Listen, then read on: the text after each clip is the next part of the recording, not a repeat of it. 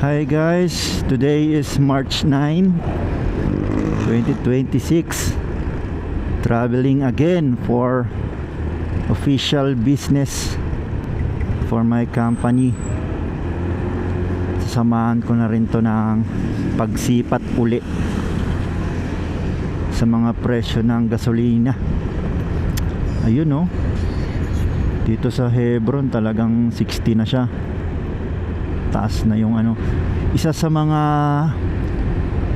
convenient na gasolinahan dito sa Marilake is yan talagang Hebron, kasi siya yung pinakamura dito. Siya hindi dinadayo, siya lagi yung pinakapuno at pinipilahan na gasolinahan. So as of now, nako, sumabay na siya sa pagtaas ng gasolina. Kaya yung maaasahan na lang natin sa ngayon is yung Petron. Ngayon, isa sa mga alam kong gasolinahan dito sa Antipolo na mura is yung Hebron, Phoenix, yung Victory Oil dyan sa may Sumulong. Mura yan dyan eh. Ngayon dadaan ako dun mamaya, malalaman natin kung nagtaas na rin ng presyo. Yung gas, yung GAZZ, yung Boss, yan, mga murang gasolinahan yan. Ay malalaman natin kung sumipa na rin ba ang presyo ng gasolina nila. Dito na ako sa seminaryo guys, paliko papunta dito sa landmark ng Infant Jesus. Sa mga taga rito at mga taga Antipolo, alam naman tong lugar na to. May madadaanan ako ditong gasolinahan. Tingnan natin kung mataas na rin yung presyo. Pangalan ng gasolinahan dito ay New Petro. Ayan. Ayun oh, 72 na yung turbo. Green gas 62, 63. Kerosene 90. Oh, mataas-taas na din yan ha. Alam nyo guys, di malabong mangyari na umabot talaga ng 100 pataas ang presyo ng gasolina. Lalo pag tuloy-tuloy pa yung gera dyan sa Middle East.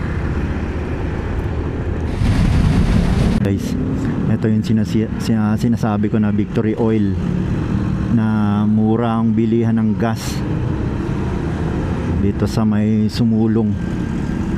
Ayan, 58, 57, 69 diesel.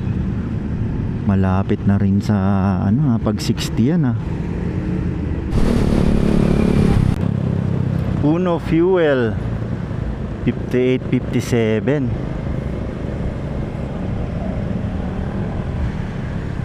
58, 57, 69.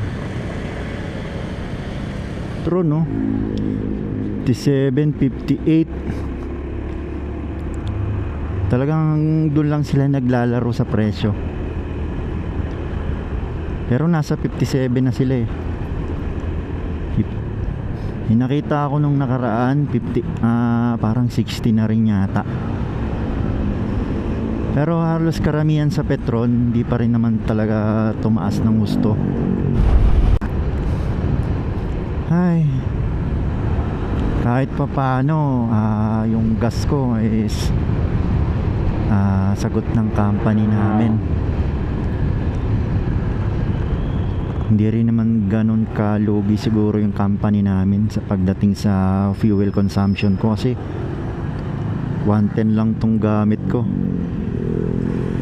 Kaya yung matipid sa gas, lalo na tong Bit FI, sobrang matipid lang sa gas.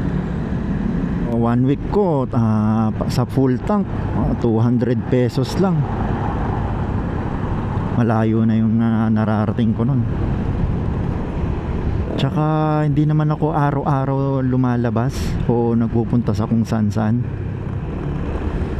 Kaya yung mga maraming pambili ng gas dyan, keep on gala lang. It's up to you guys. No one will stand on your way. No one's gonna hold you back. Go ride all you want. Ride all you want, ride all you went. Let's go.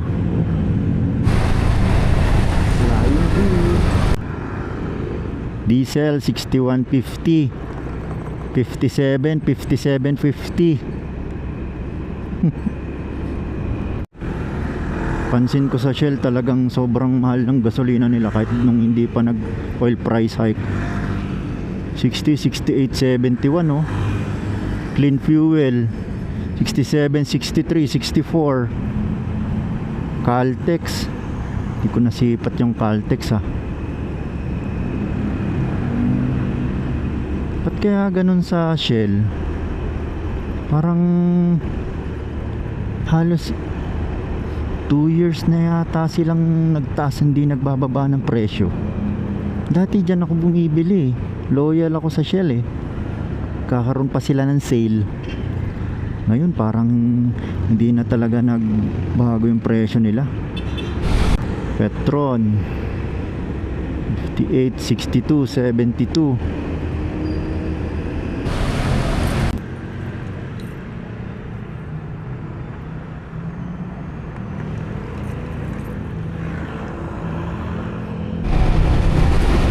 Refill. Grabe dito sa refill 64, 70. Medyo pricey na sila. Grabe yung pila dito sa gasolinahan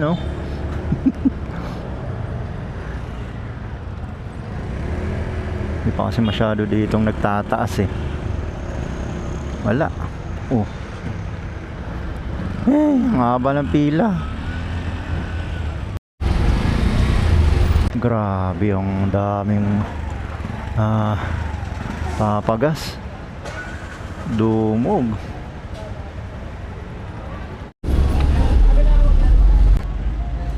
Nakigulo na rin ako. Kailangan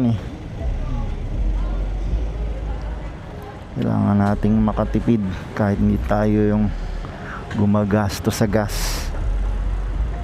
Taga lang din sa pila. Sa sobrang dumog nga nag out of stock yung diesel max ng Petron dito sa Kogyo. Dated price.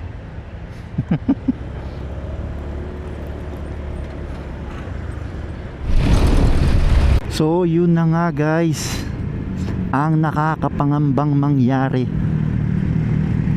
kung sakaling tumaas ang gasolina ng gusto. Karamihan sa atin ay talagang magrereklamo, pero wala tayong magagawa guys. Ang mas nakapangangamba is kung wala na tayong mabilhan ng gas, diesel, gas, kerosene. Ayan, talagang ang gas talaga, gasolina ay essential So yun lang guys. Ride safe, keep safe. Bye.